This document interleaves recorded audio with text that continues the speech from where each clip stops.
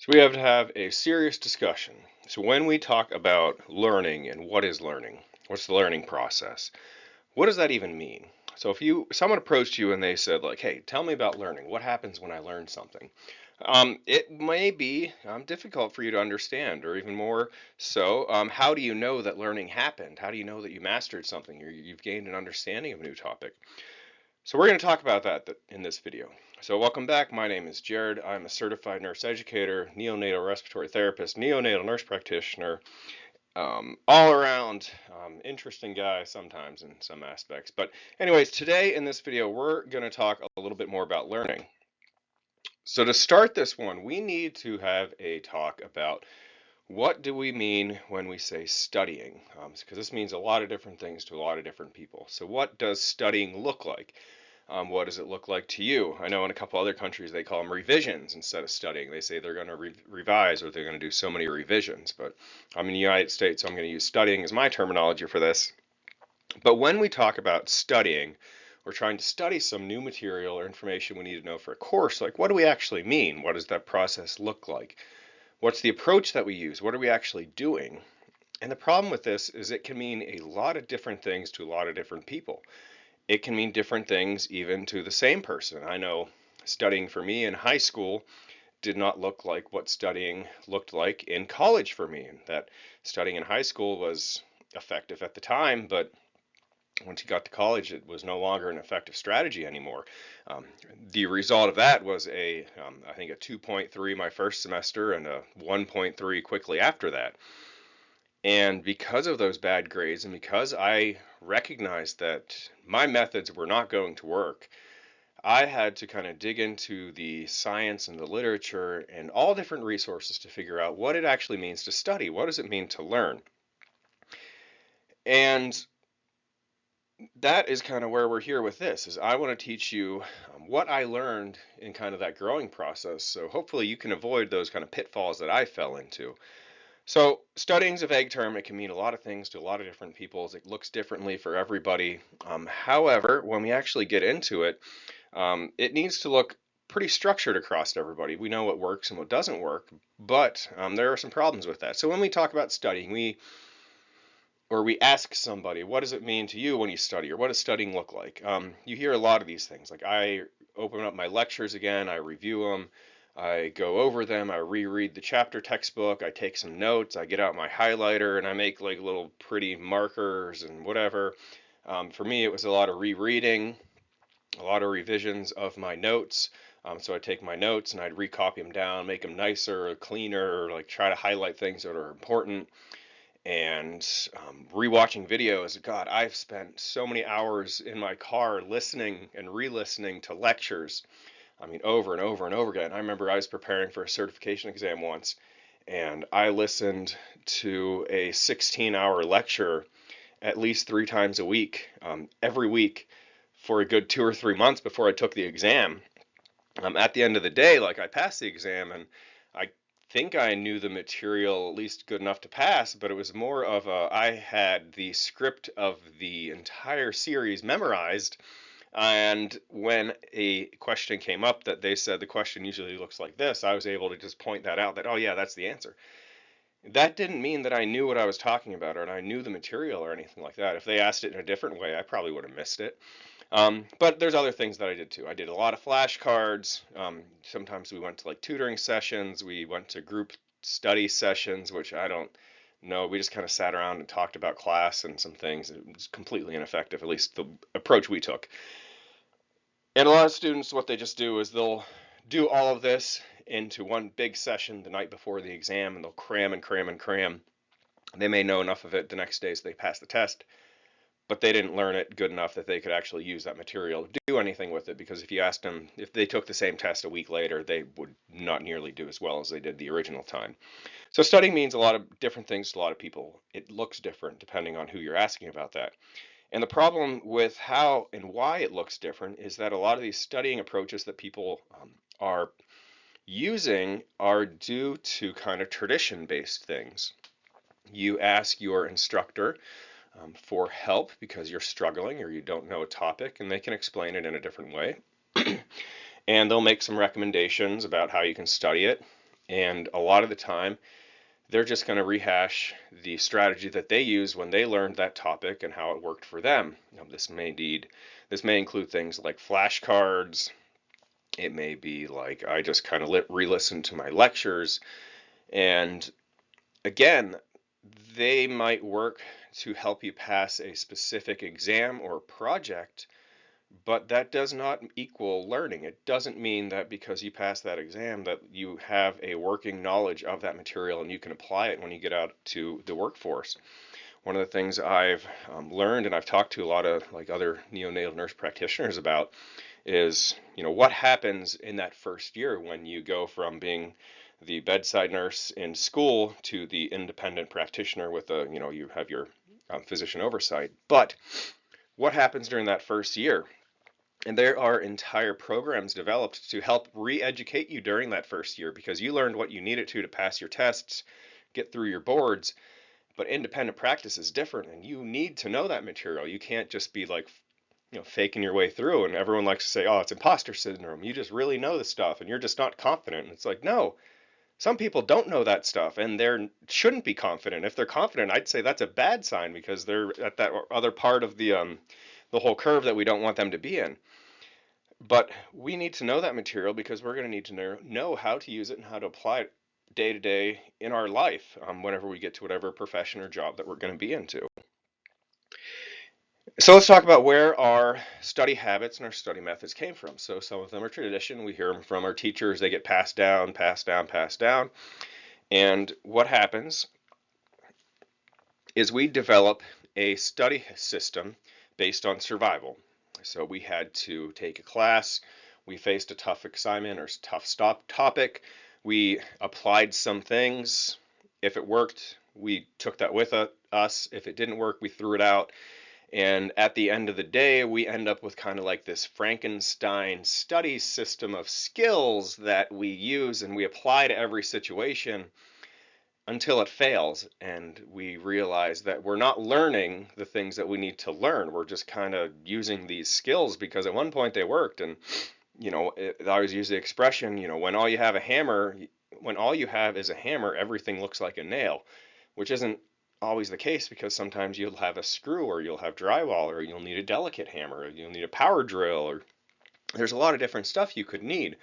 But if all you know is how to use flashcards, then that's all you're going to use. And that's what we want to try to build you past, is I want to get you past using flashcards and using different approaches. I'm going to show you a couple of the different methods I learned that will be effective for everybody, but we just got to get some of this kind of headway out of the way. So why do these methods that we use that aren't effective and that aren't going to get you to learn used in practice? Why do we keep going back to them? Again, it's easy to learn. They're easy to teach. It's easy to just say use flashcards. It's easy to say reread your notes or go back and rewatch the lecture or do this or do that. And a lot of it ends up being busy work. So I can tell you about flashcards and note taking.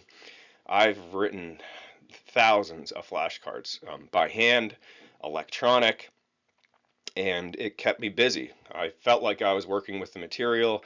I felt that I was learning because I was writing stuff down and I was using my hand at a time before I switched to electronic for it. And it was just busy work. I wasn't learning anything. I got my flashcards done. I'd review them like crazy. I review. And I had a good like working memory of things, or I was a little familiar with the topic, but I couldn't apply it to different situations. I couldn't kind of relate it to how it related to something else we learned in the course. So it's easy. It gives you this false sense of knowledge and this false sense that I'm getting somewhere and I'm making it look like I'm working, and you feel like you're busy. You think because you're moving, you're doing stuff with your hands. You've got a product at the end of the day. You've got a deck of flashcards that may be, however big they may be, and it makes you feel like you have control of the situation when at the end of the day you really don't. And like I said with our flashcards, is you end up just getting familiar with the material. I like to use the expression where if you are familiar with material, that just means if I put a list of 100 words out there and 15 or 20 of them were related to the topic you're trying to learn, were on that list, you'd be able to point out most of them to kind of differentiate them between the other words or other topics that may be on there. That doesn't mean that you understand it. It doesn't mean you can use it. It doesn't mean you can apply it to different situations. You're just familiar with it. You can kind of talk the language, but you don't really know what you're doing with it. And when it comes quickly and when you're just kind of like being passively exposed through rereading or just looking at your notes, you become familiar with it. And I like to say it's kind of like that guy that you walk past in the hospital, because that's where I work, or your workstation, or wherever you happen to be at, or the gym or school. You walk past a guy every day on your way to class, or just about every day. You could pick his face out of a crowd, but that doesn't mean you know his name, his history, what he's in school for, or anything like that. You're just familiar with it. You can point him out, but that's where it ends. And when we're talking about knowledge and when we want to learn some type of material, we can't just recognize it. We need to be able to work with it and understand it and apply it and teach it and use it in different situations. Now, when we talk about how we're working with this information, we know that recognition doesn't mean you can recall it and it doesn't mean you can use it. So if we kind of looked at it in terms of like Bloom's taxonomy, which we're not going to dive deep into because it's kind of it's overcomplicated for what we're trying to discuss on this one, but it's a pyramid that talks about how you learn. At the very bottom is just like recognition. I can point it out of a crowd, and we have recall a little bit higher on that pyramid, which is if I had to pull this information out, yeah, I could probably pull it out and do something with it. Moving up that like pyramid of things, we have application. So we know the information, we can apply it to different situations. And then judgment is more towards the top of that pyramid, where we can make judgment decisions based on this information coming in compared to what we know about the topic and how we can output that or what we can use it for next. At the very top of that, it's kind of like doing the creating information. So that's more like research and doing projects and stuff like that, which we don't need to know for like just what we're talking about today, but just so you know, or you have a little background in it. And one of the problems when you become really familiar with material because you're like reviewing it, you go over it a lot in the wrong ways, you can kind of just recognize it in a crowd, is eventually you're going to feel confident and comfortable with that material. You're going to think that you're ready to apply it. You're going to be ready to use it when you need to take your exams and perform with that knowledge or that new material. But what happens is you review it the wrong ways, you're familiar with it, but you can't really use it in a whole bunch of different situations. You sit down for your exam and you get a couple questions in and you're like, okay, I'm doing all right. And then you get a couple more that are kind of oddball and you're like, oh, I don't know, maybe I really didn't know this so well. And then you get it more and you're like, oh boy, I really don't know this as much as I should have. And you kind of like you panic and you start doubting things and you don't know what to do anymore because you get your grade back and it's not nearly as good as you thought it should be because you put the hours in, you did how many thousands of flashcards, and you kind of end up at this point where you can either keep doing what you were doing and scrape by, and then get to the real world and have to relearn everything because you didn't learn it right the first time, or you decide that you need to do something different. And that's kind of where I got to. And like my point and why I'm here doing all this is because I know but recognize that a change was needed. Approach was bad and it needed to be improved. And I'm putting this all out there for you to learn about that.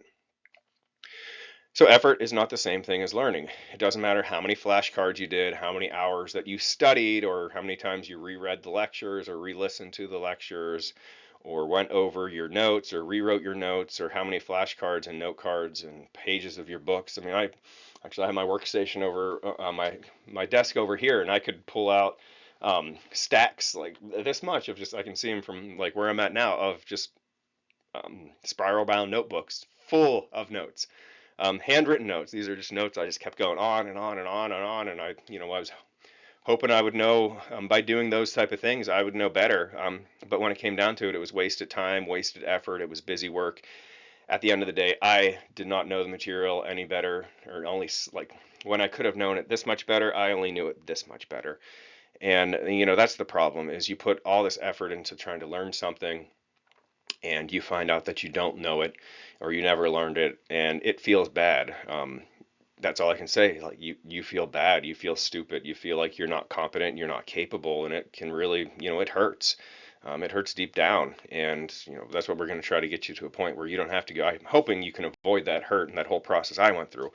But anyways, back into these ones. So learning and performance, like we kind of hinted to a little bit earlier, is that when we're trying to learn something for a test or to pass an exam or do a project or whatever it is, just because we got a good grade at the end of the day doesn't mean that we know the material or we know it well enough to do anything with it. Like I keep saying with our nurse practitioners or even the new graduate nurse who just got their first nursing license, they're going to go out and start working in at their first job. They knew what they needed to know to get through school, to pass their licensing exams. Then they got in the real world and they had to relearn a lot of that stuff over again, and they had to learn a lot of new things that school didn't really prepare them for or teach them about. And just because we were able to get good grades in the classroom doesn't mean that we're going to be able to survive in the real world with it.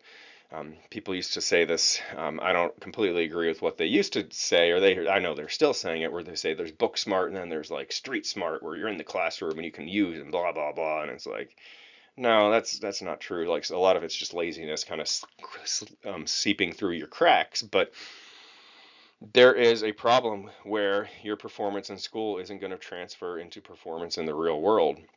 Not just for knowledge deficits, there's a lot of different aspects of like professionalism that come into play. But we're focusing on learning in these ones, so that's what we're going to keep our attention on. So this is where we start seeing these things breaking. So we get our good grades, we think we know what we're talking about, and then we reach that point where something breaks or we fail and we aren't able to keep going forward with things because we have such a gap in our knowledge that it's going to hold us back from getting to a higher level.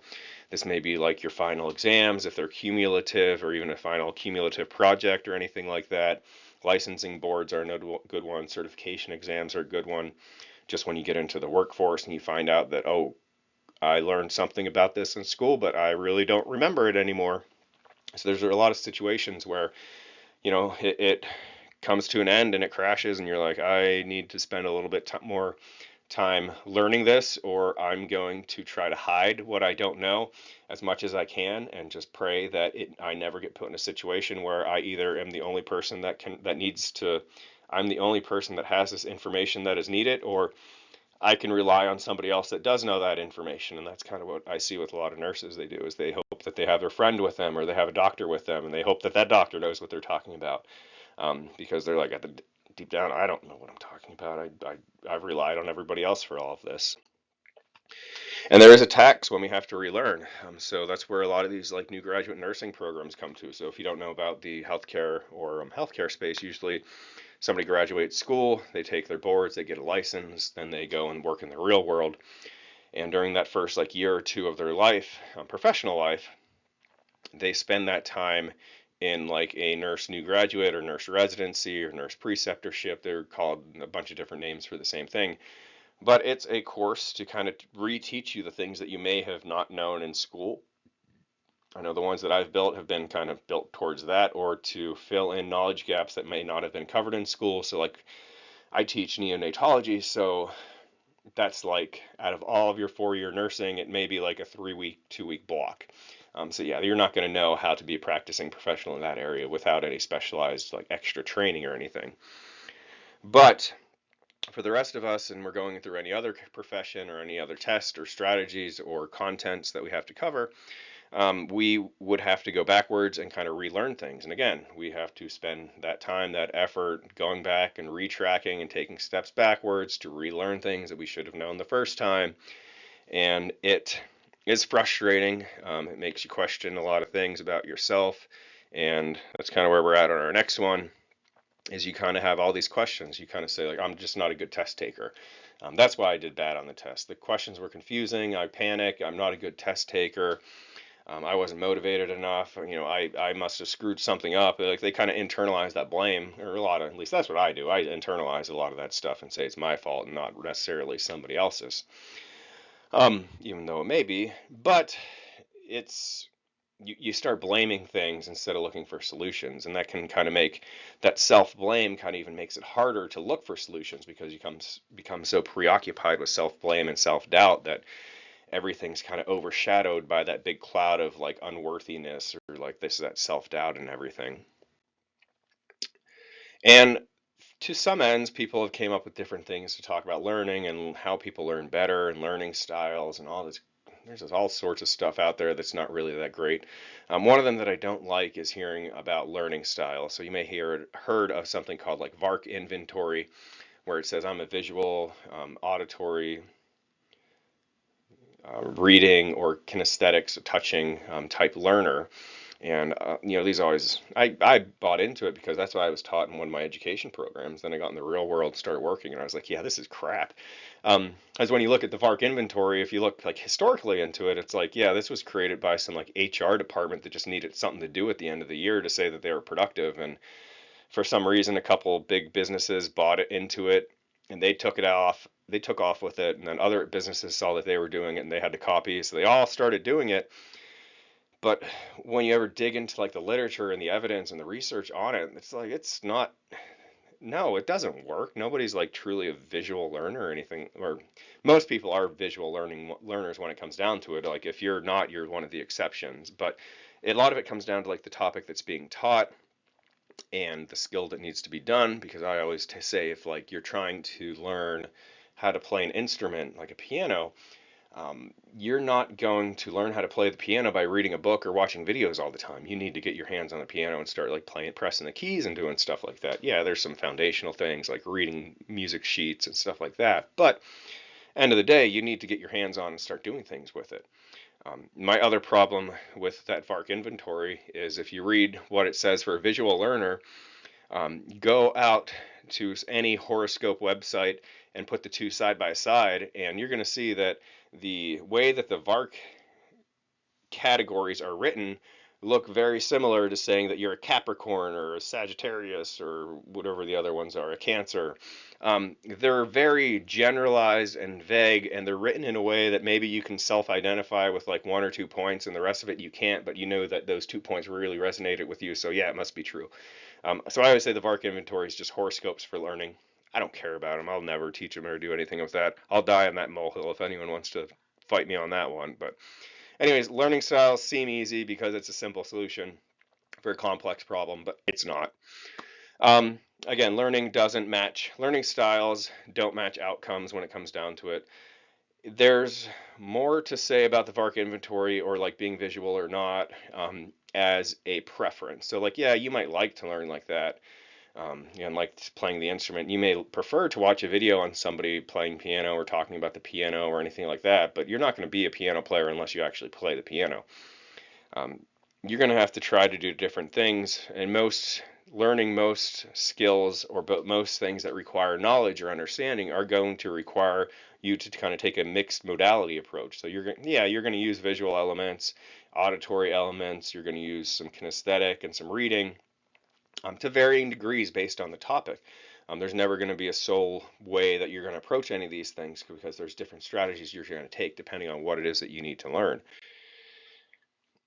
And the big mismatch that people come into when we talk about studying and studying tools and studying approaches is they end up with this mismatch, between the tool that they're using to learn and what is the actual learning outcome that they need to get to.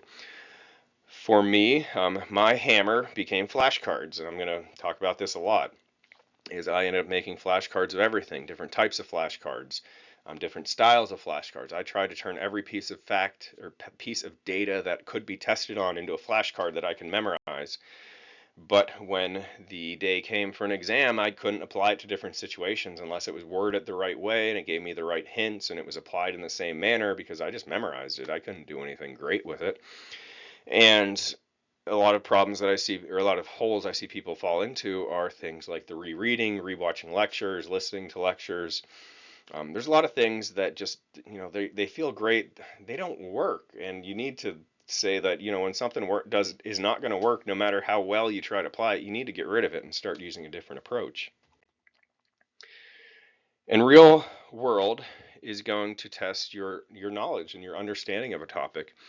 You're going to be put in situations where you need to draw on what you know to either teach or explain or justify some type of situation that you're going to be into, and this is across all industries.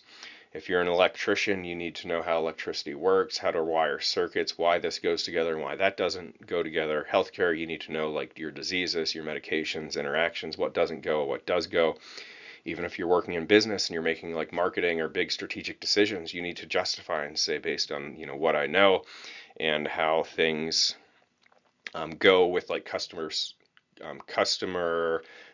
purchasing behaviors or attitudes or spending habits or how the economy looks like and the outcomes in the political environment or what the current culture is looking like, how that's going to influence like a decision that we're making to whether pursue some type of product or marketing avenue or not, and what those downstream things could look like. So there's a lot of things that you're going to be to know this information for, and it's not just going to because you want to work in healthcare or something like that. It's going to apply across all these disciplines.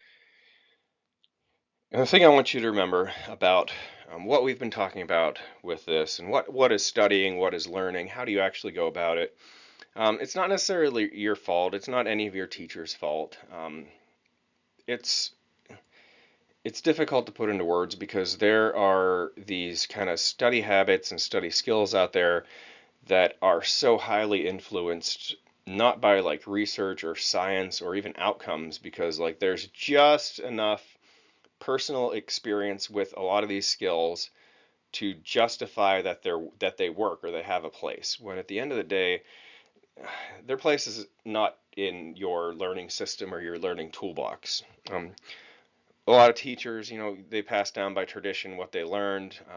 They pass on their trial and error methods that worked or didn't work, and they, if challenged on those and to be asked like how this improved their learning or how this compared to taking a different approach or using a different strategy, like why was this more effective than that, um, that would crumble because there isn't any real literature that says like these are going to work or not work.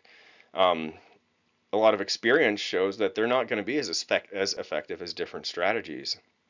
And when these kind of keep getting passed down, they just get reinforced. It almost becomes like a wife's tale where it just gets reinforced over and over and over again, and that's where it snowballs out of control. And then all of a sudden we're stuck with these things, and we have to do a lot of work to try to unbreak those habits. And that's what we're here to do. If you're watching these, I'm hoping we're going to unbreak those habits for you and get you with a good study system so you can succeed and be successful. So what we're going to do in the rest of these videos, or the next big session of this, we're stop looking at studying as a single task. We're going to look at studying as tools in a toolkit. We have different approaches and different strategies based on our previous knowledge, what we're trying to learn, the task itself, what are the outcomes that we need to use this information for. And we are going to match what we need to know and the depth that we need to know our material with the tool that we're using. So if we see a screw, we're going to grab our screwdriver. If we see a nail, we're getting our hammer out. If we see a brick wall and we need a hole in it, we're going to get out our power drill and drill a hole into that wall. So just remember, we're going to go over a bunch of different ways and strategies and tools that we can use to learn in different situations, but they're all going to be part of a toolbox that you have for learning. So if you liked this and you want to learn more, stick around. We're going to get to a whole bunch of different things. They're really exciting. If you can't wait, you can get my book. It's in the description. Own the Work, How to Learn Smart Faster with AI. And if you do want to stick around, give me a like, comment, subscribe, all that good stuff. We got a lot more exciting stuff coming for you, and I hope you enjoyed this, and I will see you in the next one.